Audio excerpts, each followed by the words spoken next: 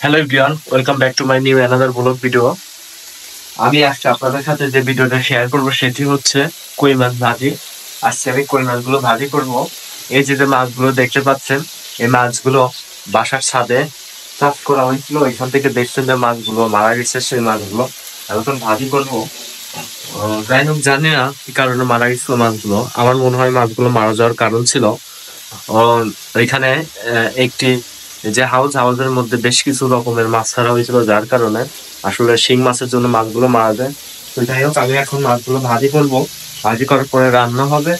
তো বন্ধুরা, এই যে মাছগুলো দেখতে পাচ্ছেন, মাছগুলা দেখেন কাটা হয়েছে। কাটার পরে এগুলো ধোয়া হয়েছে। ধোয়ার পরে এটা মুড়ি মশলা দিয়ে মাখানো হয়েছে। তারপরে এগুলো ভাজি করা হচ্ছে। তো বন্ধুরা, ভাজি করাটা দেখবো। দেখতে পাচ্ছেন মাছগুলা চুলার উপরে ভাজি হচ্ছে, দেখতে খুবই সুন্দর লাগতেছে। আমি দেখি মাছগুলা হয়েছে নাকি, উল্টায় দিব দেখি একটু করে।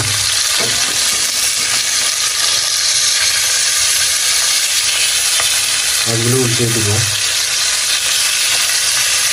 আর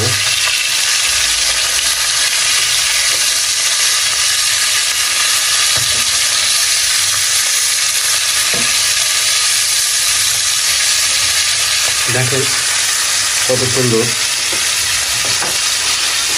খুবই সুন্দর। আসলে মাছ ভাজি ছোটবেলায় আম্মু মাছ ভাজি করতে খেতাম, খুবই ভালো লাগতো। আজকে নিজে মাছগুলো ভাজি করতেছে, খুবই সুন্দর লাগবে খেতে, খুবই সুস্বাদু হবে।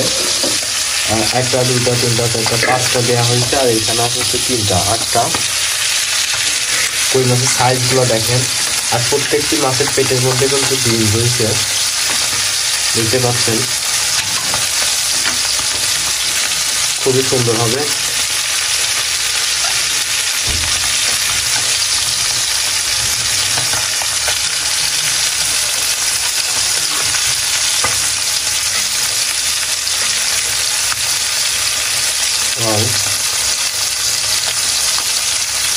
এইগুলো যখন ভাজি হবে তারপরে এইগুলো দেয়া হবে।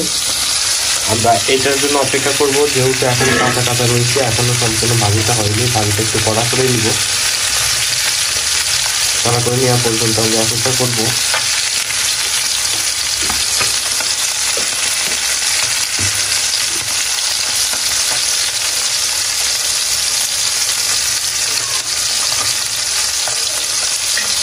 প্রত্যেকটা মাছের পেটের মধ্যে কিন্তু ডিম ছিল, সেই অনুযায়ী মাছগুলো কেনা হয়েছিল, যে হয়তো আর কিছুদিন গেলেই ডিম ছাড়বে, বাঁচতে হবে, অনেক মাছ হবে। কিন্তু ভাগ্য এমন দোষ, আসলে যার কারণে হলো না। এগুলো আমরা উল্টা দিচ্ছি। এটা ভাজি হলে পরে এটা রান্না করব। সে পর্যন্ত সবাই সাথেই থাকবেন। আর যদি ভিডিওটি ভালো লাগে অবশ্যই একটু শেয়ার করবেন, কমেন্টে জানাবেন কেমন হয়েছে। যারা ইউটিউব থেকে দেখছেন তারা আমার চ্যানেলটি সাবস্ক্রাইব করবেন, যারা ফেসবুক থেকে দেখছেন অবশ্যই একটু ফলো করবেন। আসলে নিজের হাতে রান্না খেতে খুবই ভালো লাগে। আমি সর্বোচ্চ চেষ্টা করি নিজের হাতে রান্না করার জন্য। আজকেও চলে আসছি নিজের হাতে রান্না করার জন্য। খেতে খুবই মজাদার হবে, খুবই সুস্বাদু হবে।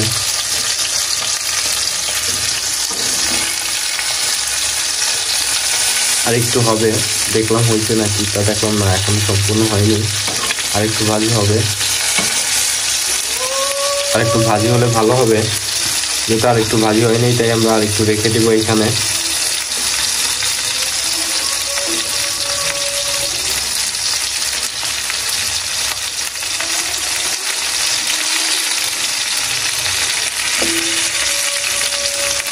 দেখেন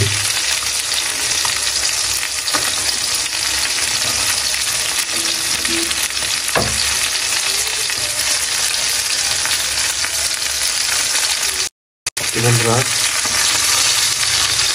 আমরা এখন এটা গাটা একটু করবো, এই জন্য মাছগুলা খাড়া করে দেবো। দেখেন, ওয়াও,